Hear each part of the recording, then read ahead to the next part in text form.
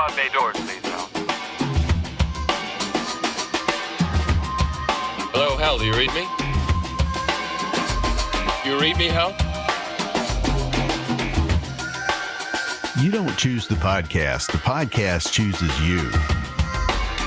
So consider yourself one of the chosen ones. Join us as we discuss books, masonry, mysticism, esotericism, lore, and more. You read me, Hal?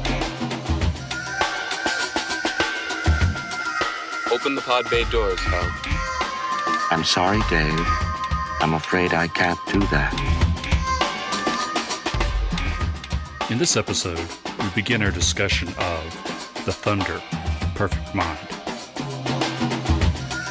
What's the problem? I think you know what the problem is just as well as I do. What are you talking about, Hal? This mission is too important for me to allow you to jeopardize it. Hello, Dave. Hello, Gene. Happy Halloween. Yeah, happy Halloween, everybody. You know, we started this podcast on Halloween 4 years ago. Wow. Time flies, man. It does. Anyway, as always, before we get started, I want to remind everyone that show notes, chapter markers, and transcripts for all of our episodes are available on our website, wayofthehermit.com. In our last episode, we completed our 4-part discussion of the Trimorphic Protennoia, the 3 forms of first thought. And in this episode, we begin a 2-part discussion of another Gnostic text called The Thunder, Perfect Mind. And this is the last text that we plan to cover this season. That's right. But before we dive into the new text, I'd like to just quickly review how we got here. This is the 4th, and as we said, final text for this season.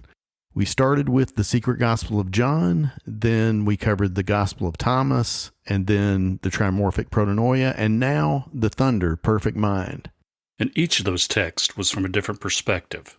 The Secret Gospel of John was the big picture, top-down, cosmological epic. It has the detailed mythology that you need to make sense of the others. That's true. It ends with the luminous Protennoia, the Gnostic Holy Spirit speaking to Adam. Her voice awakens him and breaks the hold that the demiurge and Archons had on him, basically raising him from the dead. And that voice of awakening is spoken out loud in the sayings of the living Word, the resurrected Christ. In the next text we covered, the Gospel of Thomas. In that text, Jesus reveals to Thomas the secret teachings that he didn't teach while alive. And then the Trimorphic Protennoia, the text we just finished, explains how the mother, voice, gives birth to the Word, the Son. But the Son is an image of the Father, the underlying thought. And the first thought, Barbelo, from the Secret Gospel of John, was described as having 3 forms, hence the name Trimorphic Protennoia, which means 3 forms of first thought. Those 3 forms are basically the Gnostic trinity of Father, Mother, and Son, or thought, voice, and word. And that's how the text was divided up into 3 descents, going deeper each time toward manifestation. The first descent was from the perspective of the Father aspect, the underlying thought of unity. The second descent was told by the Mother aspect associated with voice. Her voice terrified the Archons, the established powers, and shook them to their foundations, because it came from a source they didn't recognize, and it was saying things that terrified them too. It was characterized as a dark night of the soul, and also a gestation or pregnancy phase, when the old world was dying, with only the promise of a new one. And that new aeon was described in the third descent, which was from the perspective of the Son, the Word born from the Mother of Aeons, who represents the birth of a new age of unity and non-duality, the unchanging age. On a psychological level, the text describes the idea of unity, working its way through our conditioned mental structures, the ones we've constructed based on a view of ourselves as totally separate. In her third descent, the Protennoia taught that every person, every thought, every creature, every process of nature even, is one consciousness, wearing a different skin or mask. So the main idea is that the creative force behind reality is conscious and organized like a mind. And our minds are created in that image. So through gnosis, coming to know ourselves and how our mind is structured, we come to know not only ourselves, but others. And within our limitations, we can come to know the creative force itself. Which is the meaning of the lines from the Emerald Tablet of Hermes. As above, so below. As within, so without. Each is a reflection of the other, like how each piece of a hologram contains the whole, but at a lower resolution. It is like that. Anyway, that's a quick review of how we got to this point, which brings us to the text that we're going to start discussing today, the Thunder, Perfect Mind. You know, I've heard about this text as being very similar to one of the Enochian transmissions to John Dee and Edward Kelly back in 1587. That's where I heard of it too. And actually, it was the very last of their scrying sessions together. According to Dee's diaries, a spirit calling herself the Daughter of Fortitude appeared to Edward Kelly and delivered a short address that is eerily similar in its tone and in what it says to this text. It really is. And the Thunder Perfect Mind only reemerged in 1945. It was buried in the sand since the 3rd or 4th century. The only known copy is from the discovery at Nag Hammadi, and like most of those texts, it's in Coptic, probably copied from an earlier Greek text. I've linked to 2 English translations in the show notes, those of George W. McCrae and Willis Barnstone. We're going to be mostly using the McCrae translation. Okay, before we get into the text, I want to set the context that we're using for it. The speaker in this text is the Trimorphic Protennoia in her second form, the voice not yet articulated from the previous text. And the title is very interesting too. The Thunder, Perfect Mind. It is. The first part, the thunder, refers to how the voice shook the thrones of the 7 Archons, which, on a psychological level, refer to how the sayings that the voice delivers cause a cognitive dissonance in the 7 functions or processes of the mind. That's because the Archons, as the story goes from the Secret Gospel of John, were built by the Demiurge on a foundation of separation. And on a psychological level, the Demiurge represents the ego, not in communion with the whole self. And that communion is what's referred to in the second part of the title, Perfect Mind. First, there's the thunder, the apocalypse, that topples the structures of the old worldview. That destruction opens the way for the new aeon of unity to emerge, ruled over by the undivided self, which it calls perfect mind. And the way the voice goes about her destruction and construction is through the use of what sounds like paradoxes and enigmas, sort of like Zen cones. They are, but I think that they work on your mind a little differently and are possibly more targeted. Most Zen cones seem enigmatic, but that's from a viewpoint of separation. They're supposed to shatter that illusion. And I think on one level the sayings in this text do that, but I think more generally they point out the spectrum that we measure reality on and how our judgment of that spectrum is always limited by and relative to our point of view. Indeed. You ready to dive in? Yes. The Thunder Perfect Mind begins with, I was sent forth from the power, and I have come to those who reflect upon me, and I have been found among those who seek after me. Look upon me, you who reflect upon me, and you hearers, hear me. She's on a mission from God.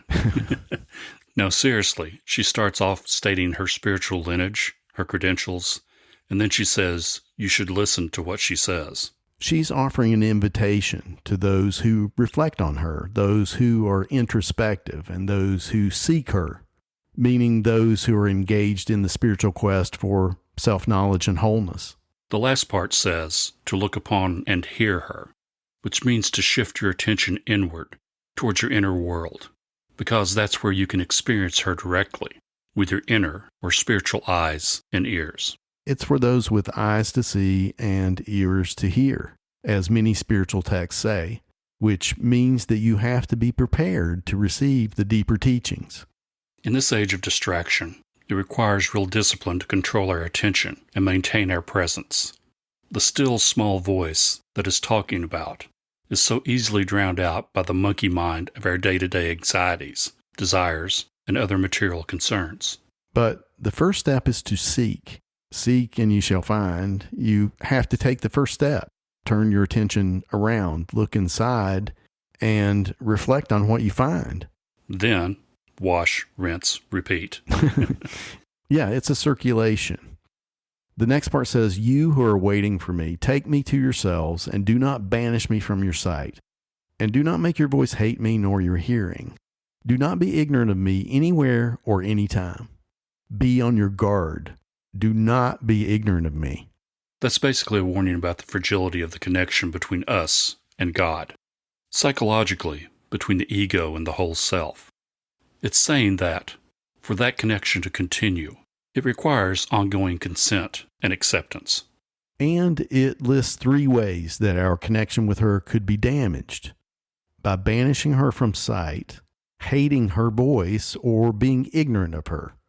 Banishing means dismissing what she says as irrational or impractical. Hating her voice is like our ego being hostile and attacking or ridiculing the deeper voice of wisdom we hear. Sort of an escalation from banishing. You start internally chastising yourself for even thinking such crazy thoughts. Right, it causes inner conflict. And the last way of damaging the connection with her was through ignorance, by forgetting her, and by extension ourself, and letting our awareness dim.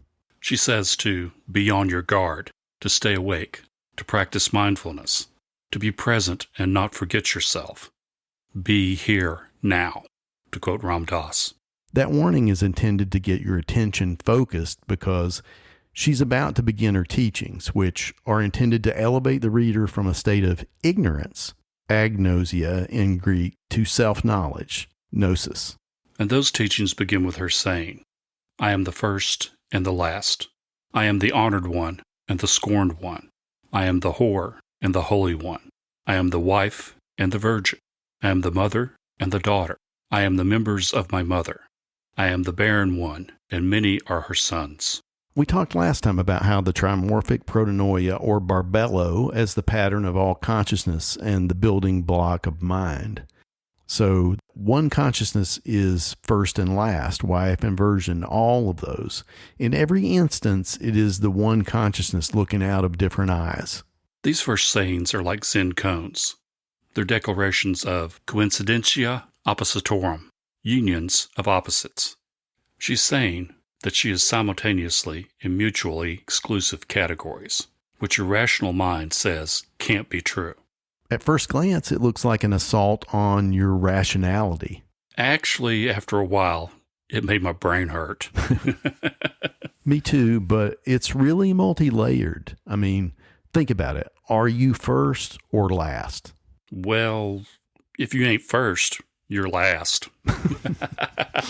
No. Sometimes you're first. Sometimes you're last. Sometimes you're honored. Sometimes you're scorned. Yeah. It's talking about success and failure, reputation and status.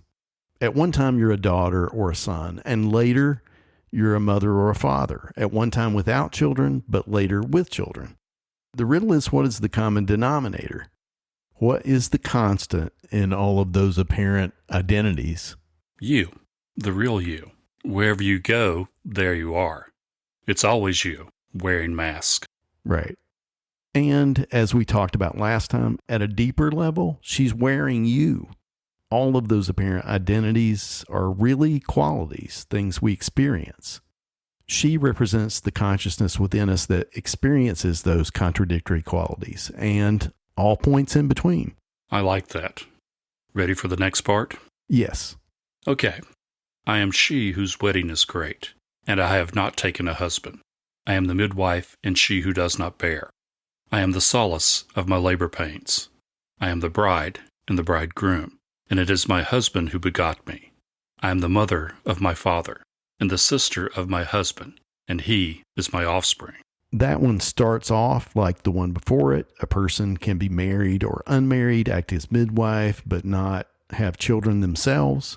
but it's worded differently and in a way that draws you in to interpret the symbols. Yeah, it's not disconnected sayings. The central theme is a wedding, which makes you think of the sacred marriage, of uniting with yourself and making yourself whole.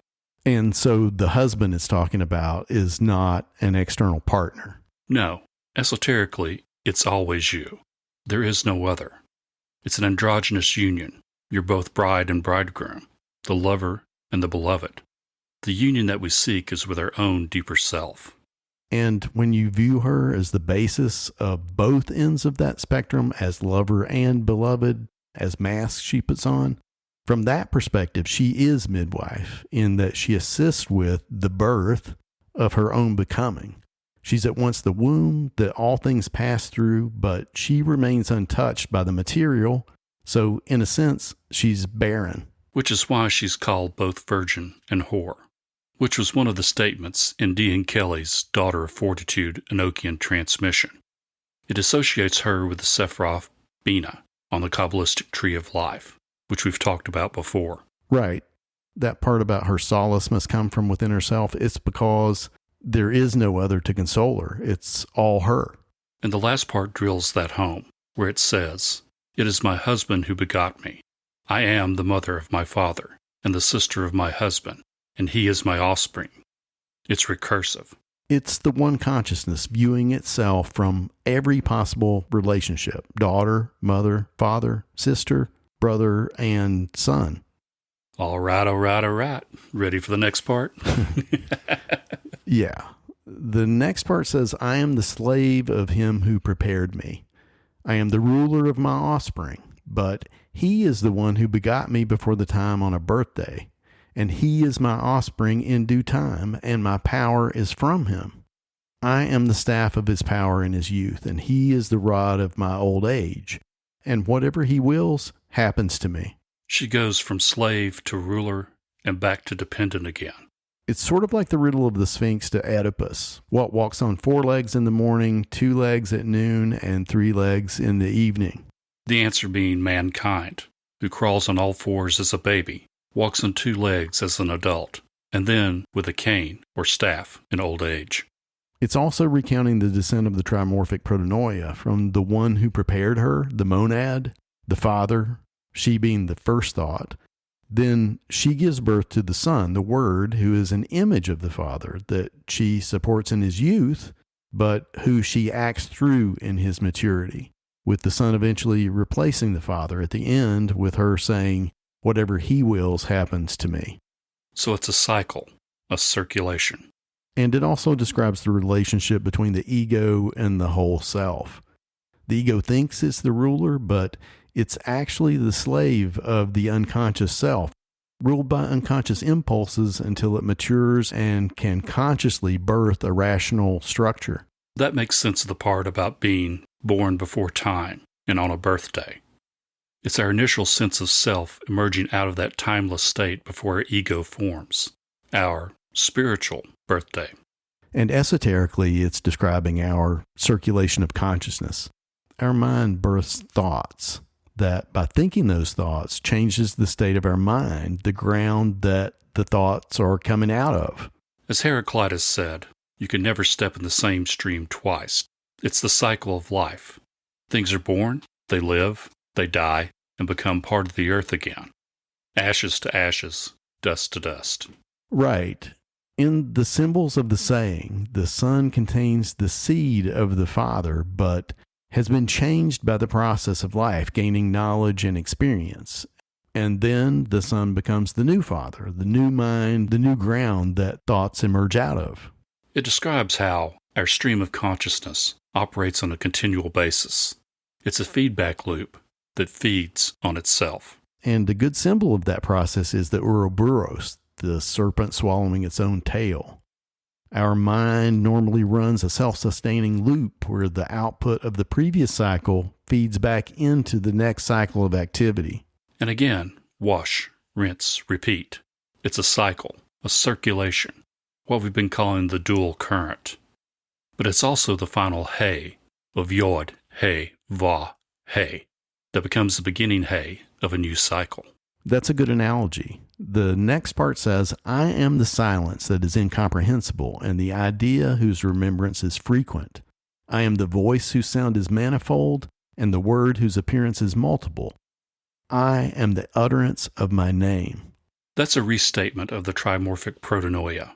The incomprehensible silence is the Father, pure undifferentiated consciousness, whose remembrance is frequent, which is, like we just said, our stream of consciousness, which is pretty much continuous while we're awake, unless we interrupt it in some way.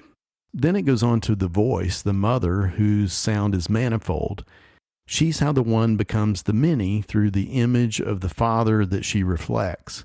It's like how one thought might get split into many different qualities to describe it. And finally, it comes to the Son, the Word, whose appearance is multiple, the Word being the manifestation of the manifold reflections of the voice. That last statement is pretty cool. I am the utterance of my name.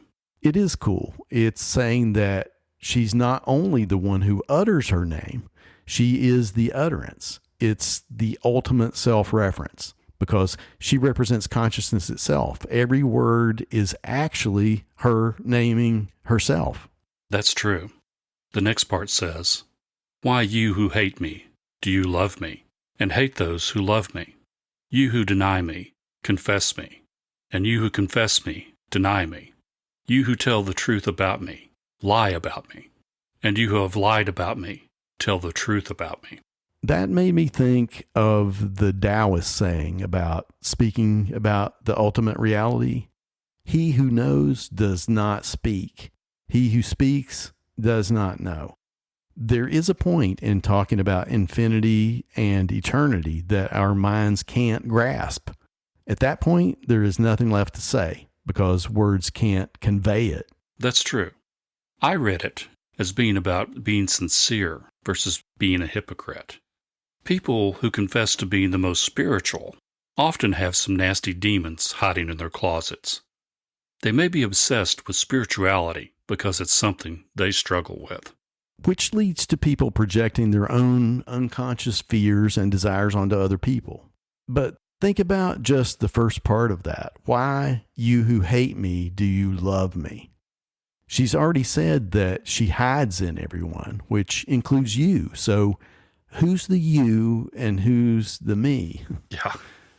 I mean, love and hate, acceptance and denial, truth and lies are all movements of consciousness. They're all still her in different forms. But we can identify with those forms and get stuck.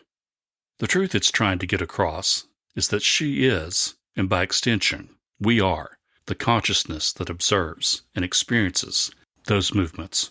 And the last part about when you tell the truth about her, you lie, and vice versa, that relates to the concept of negative theology that says that applying any quality to the infinite would limit it. All you can say is what it's not. On a real basic level, I think it's a warning not to overestimate your ability to grasp the infinite and the incomprehensible, because in that context, things meet and consume their opposites. True. Next part. Okay. The next part says, You who know me, be ignorant of me, and those who have not known me, let them know me. For I am knowledge and ignorance. I am shame and boldness. I am shameless. I am ashamed. I am strength and I am fear. I am war and peace. Give heed to me. The first statement is a loop. If you know her, then she says to be ignorant of her. But those who don't know her, she says they should know her. Yeah. So it's a puzzle knot. But she resolves it in the next statement that says she is both knowledge and ignorance. She's both poles and everything in between. From having knowledge of, meaning direct experience, to ignorance, having no conception whatsoever. She says the same about shame and boldness, strength and fear, war and peace. All of those relate to states that we can experience through her because she is all of those things and also the witness consciousness that experiences those things. The part of us that feels ignorant or knowledgeable, strong or afraid, bold or ashamed. She's the shapeshifter that morphs into all of those qualities. We sometimes forget ourselves and identify with one of them, but the truth is that we are all of those things at the same time. Yeah, what appears at first glance to be paradoxes are in fact the human condition, which is sort of a paradox. So it's really an invitation to realize and accept or remember our own wholeness. It ends with her saying, "Give heed to me," which, as we've said, is self-referential. It refers back to us. So it's saying, pay attention to what you really are, and you'll see the truth. You're all of those things. With the message again being that you shouldn't turn away from what you discover when you plumb the depths of yourself, but give heed to it, because it points the way toward wholeness. It does. The next part says, "I am the one who is disgraced and the great one. Give heed to my poverty and my wealth." I think that it's saying to give heed to her in all stations in life, because she, or the Holy Spirit, if you think of it that way, is in all people. Some people treat others differently based on their perceived status relative to themselves. This is saying that she's within the honored and the disgraced, the wealthy and the poor, and everything in between. And on a personal level, as we said before, those are experiences we have or we can have. Being disgraced, being honored, being poor, being wealthy. So each of those seeming opposites are like opposite poles of a value range, from feeling honored to feeling disgraced, from feeling poor to feeling wealthy. But just saying poor or wealthy, that's so general. Poor or wealthy in what? Money? Friends? Or the one I like to stress, life experience? Yeah, I see what you're saying. The text is real high level. Each of those is just one facet of what makes up how we feel about ourselves at any given moment. And again, she's saying to take heed, because it's easy not to see those things in the moment. That's true. The next statement continues in this same vein. It says, "Do not be arrogant of me when I am cast out upon the earth, and you will find me in those that are to come. And do not look upon me on the dung heap, nor go and leave me cast out, and you will find me in the kingdoms." That is really similar to the last one. Outwardly, again, it's saying don't look down on people who are down on their luck. And both of those statements sort of hint that if you do, you may miss out on opportunities, what it calls those to come, and the kingdoms. Thinking about it psychologically, it's about not beating yourself up when you find yourself down and out, when you feel alone and cast out upon the earth. And there's another weirdness. You can feel down and out, depressed, and also angry at yourself for being depressed. Right. Your mind can pull in different directions, which is like Plato's theory of the three-part mind, where the spirited part and the sensuous parts are like two horses that have to be guided by the rational part, the charioteer. So, in your example, instead of identifying with the part of yourself that feels depressed or the part that feels angry, you identify with the part that recognizes that you're experiencing both, the witness. And on a practical level, that puts you in the best position to figure out what to do next.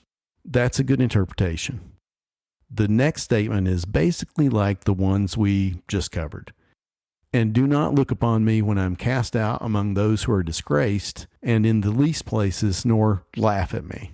That's saying about the same thing as before. Yeah, but the next one's a little different. It says, "And do not cast me out among those who are slain in violence, but I am compassionate and I am cruel. Be on your guard." That could be talking about having compassion on people who suffer unjustly. But it's weirdly worded. It says don't cast her out among those who are slain in violence. But if you think of her voice still being inside your head, she's saying don't cast her out. Don't forget about her in your time of need. Like, for example, when you or someone close to you has been the victim of violence, it's saying don't dissociate. Stay present and stay whole. But it's weird how she follows that by saying, I am compassionate and I am cruel. Be on your guard. Basically a warning. That's so you don't get confused. She's both. She is the one who suffers and the one who inflicts the suffering. She is the capacity to experience joy and suffering, as well as the capacity to want to hurt people. That makes me think of Isaiah 45:7 that says, I form the light and create darkness. I make peace and create evil. I, the Lord, do all these things. Exactly. Ready for the next part? Yes. It says, do not hate my obedience, and do not love my self-control. In my weakness, do not forsake me, and do not be afraid of my power. Again, that's talking about two competing states, obedience versus choice and weakness versus power. And this time it's about not fixating on one or the other. It says don't love one and hate or fear the other. It's saying don't identify with one or the other of these qualities, like obedience or power, to the extent that you forget what you are in your essence. To quote Bruce Lee, be like water, my friend. Actually, Bruce Lee was quoting Lao Tzu. I know, but anyway, it's basically saying to go with the flow. And it's also pointing out that all conflict is, in a very real sense, inner conflict. Your state of mind is based on mainly how you respond to your responses.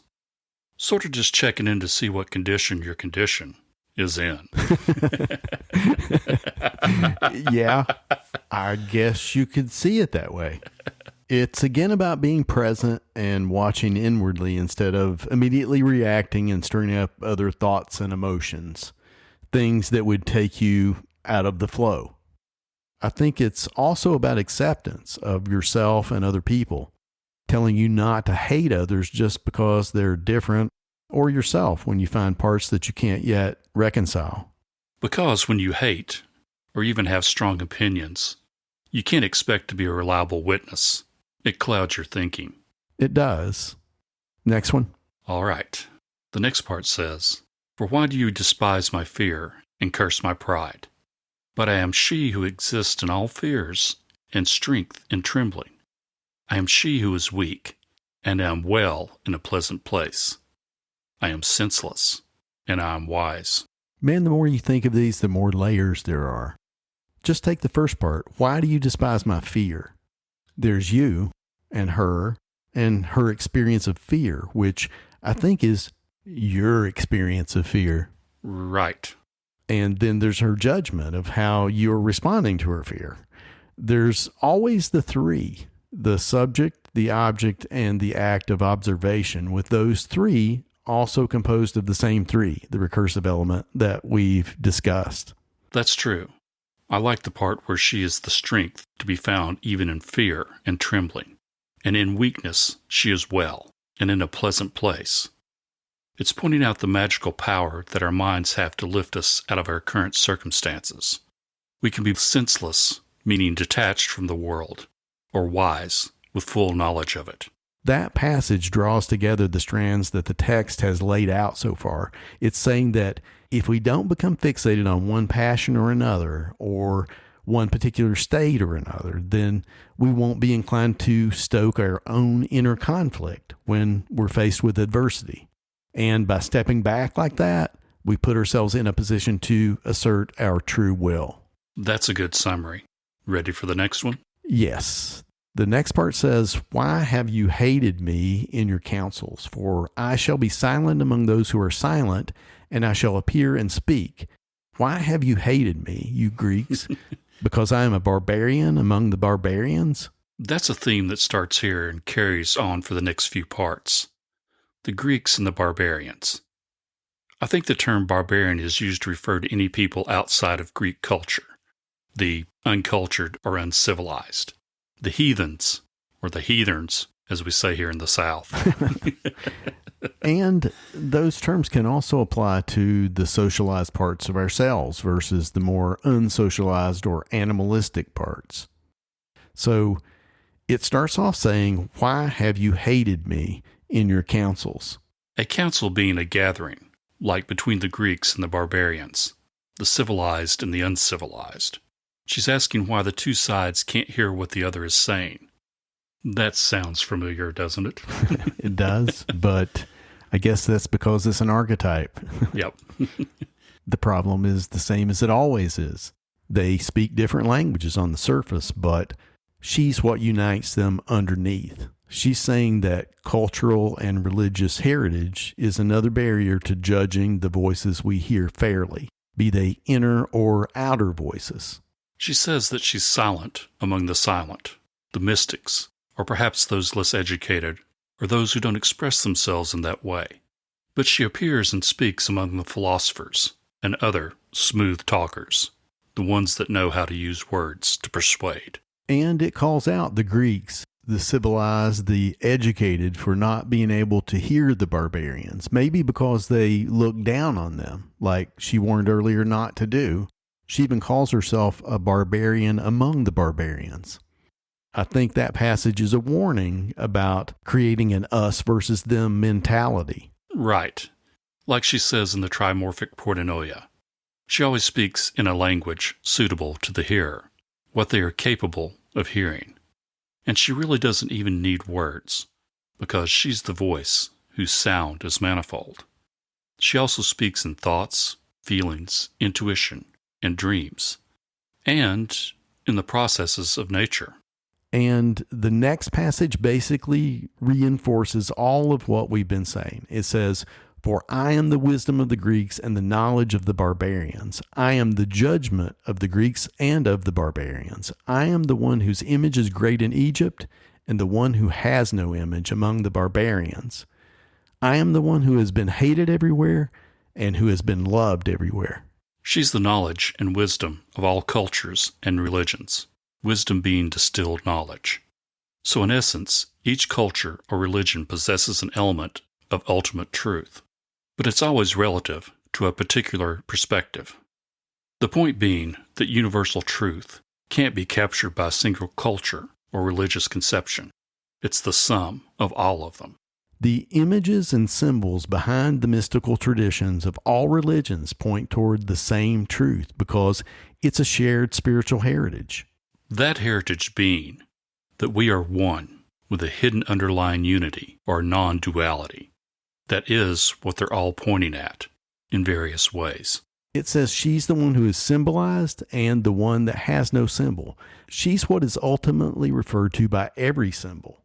But there is no symbol for her because she is the capacity to symbolize the logos, the rational mind, and what it's composed of. Do you have anything else on this one? Just the part about being the judgment of the Greeks and barbarians, meaning the judgment function in all people. And she said that she was the one whose image is great in Egypt. Those two things made me think of Ma'at, goddess of judgment, in Egyptian mythology. And Ma'at is also the goddess of truth. In fact, she is the embodiment of truth. I think she's identifying herself with Ma'at. Or at least it's saying that if you're able to view it through the right cultural lens, Ma'at is as good a symbol as any to wrap your head around what universal truth means. That's well said. Thanks. The next line ties in with the same idea of Ma'at as the preeminent symbol of law and order. I am the one whom they call life, and you have called death. I am the one whom they call law, and you have called lawlessness. That makes me think of the saying from Jesus. Whoever finds his life will lose it, and whoever loses his life for my sake will find it, which is basically a statement of the relationship between the ego and the whole self. It's talking about initiatory death. There's also a subtle shift. She says, I am the one whom they call life, and you call death. There's a you and a them, and a her that stands apart and is observed and named. No matter what you call her, she's the truth behind all symbols and words. She can't be boxed in by categories. Right. The next part says, I am the one whom you have pursued, and I am the one whom you have seized. I am the one whom you have scattered, and you have gathered me together. She's saying that she is the seeker, what is sought, and what you're able to grasp, meaning that she's also the capacity to seek. It's through that capacity that you're able to gather up what's been scattered. Which refers to the dual capacities of the mind, to analyze and to design, to divide to take things apart mentally into their component parts and to combine them back together into unique configurations. That's the alchemical principles of solve and coagula.